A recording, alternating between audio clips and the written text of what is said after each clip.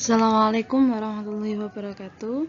Selamat pagi anak-anak. Untuk materi kali ini kita akan membahas bab 2, yaitu sumber hukum Islam, muttafaq atau yang disepakati, dan mukhtalaf yang tidak disepakati. Untuk materi ini kita akan membahas yang sumber hukum Islam muttafaq atau yang disepakati dalam Islam. Yang pertama, kita akan membahas menganalisis sumber hukum Islam yang muttafaq atau yang disepakati.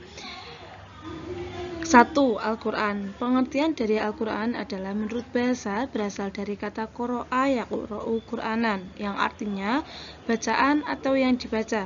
Sedangkan secara istilah, para ulama usul fikih mengemukakan beberapa definisi, yaitu 1. Menurut Syafi'i, Hasan Abu Thalib menyebutkan, Al-Quran adalah wahyu yang diturunkan dengan lafaz bahasa Arab dan maknanya dari Allah Subhanahu wa Ta'ala melalui wahyu yang disampaikan kepada Nabi Muhammad SAW. Ia merupakan dasar dan sumber hukum utama bagi syariat. Dalam hubungan ini, Allah Subhanahu wa Ta'ala sendiri menegaskan dalam Al-Quran, yaitu sesungguhnya kami menurunkannya berupa Al-Quran dengan bahasa Arab agar kamu memahaminya. Terdapat dalam Quran surat Yusuf ayat 29. Pokok isi kandungan dalam Al-Quran. Isi kandungan dalam Al-Quran meliputi 5 bagian, yaitu 1.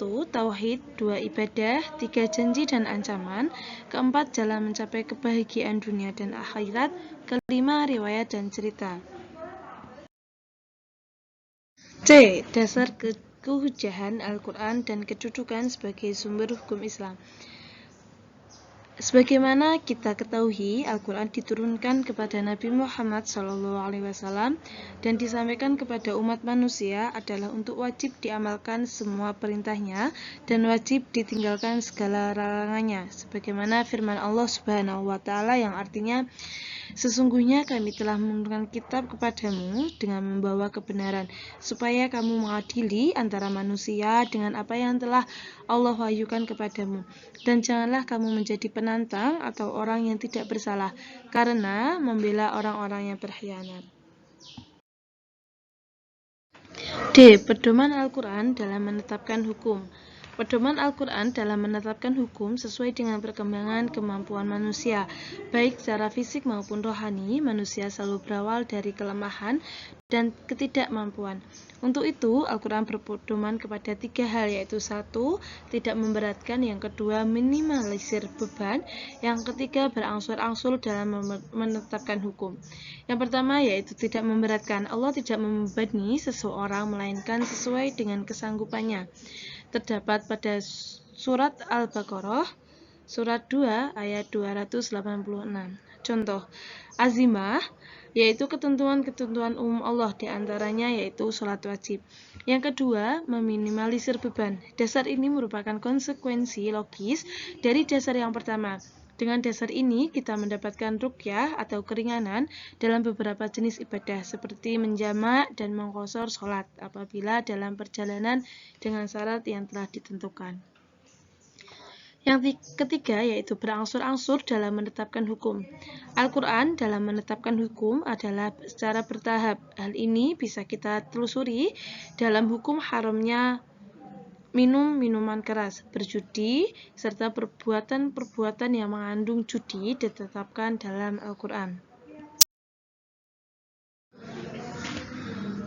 Yang kedua, dalam hukum Islam yang disepakati yaitu ada al-hadis. Pengertian dari al-hadis, hadis menurut bahasa mempunyai beberapa pengertian, yaitu baru, dekat, berita, dan menurut istilah yang artinya yaitu segala sesuatu yang disandarkan kepada Nabi Muhammad SAW, baik berupa perkataan, perbuatan, ketetapan, atau takrir, dan sebagainya.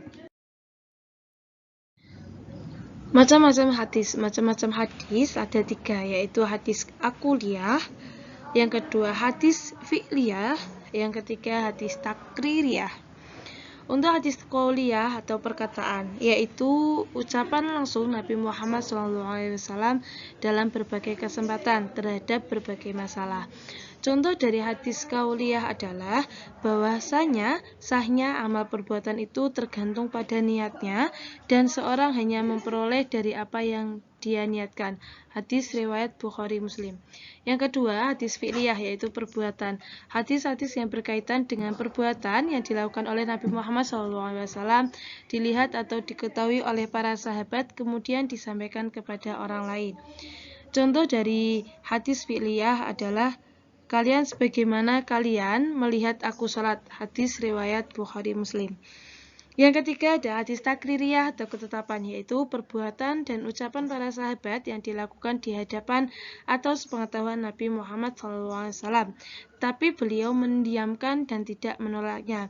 Contohnya yaitu tidak berhubung binatang tersebut tidak terdapat di daerah kaumku. Aku merasa jijik kepadanya. Khalid berkata, kemudian aku memotongnya dan memakannya sementara Rasulullah SAW cuma memandang kepadaku. Hadis riwayat Bukhari Muslim.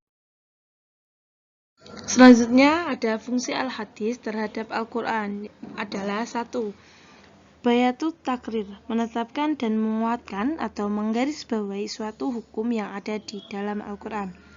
Sehingga hukum-hukum itu mempunyai dua sumber, yaitu ayat yang menetapkan dan hadis yang menguatkannya.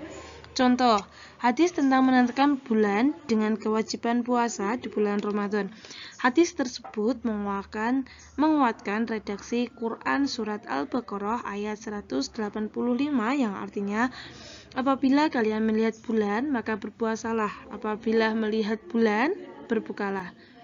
Yang kedua ada bayanut tafsir, yaitu menjelaskan atau memberi keterangan, menafsirkan dan merinci redaksi Al-Quran yang bersifat global atau umum.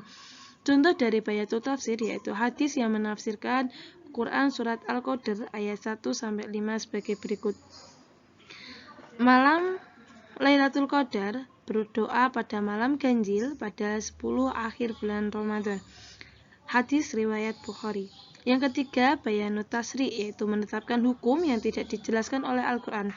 Contoh pada masalah zakat, Al-Quran tidak secara jelas menyebutkan berapa yang harus dikeluarkan seorang muslim dalam mengeluarkan zakat fitrah. Nabi Muhammad SAW menetapkan dalam hadis, Rasul telah mewajibkan zakat fitrah kepada manusia atau muslim pada bulan Ramadan. 1 sok kurma atau gandum untuk setiap orang, baik mereka atau sahaya, laki-laki atau perempuan muslim. Hadis riwayat Bukhari Muslim.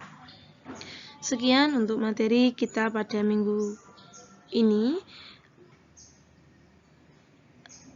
Wassalamualaikum warahmatullahi wabarakatuh.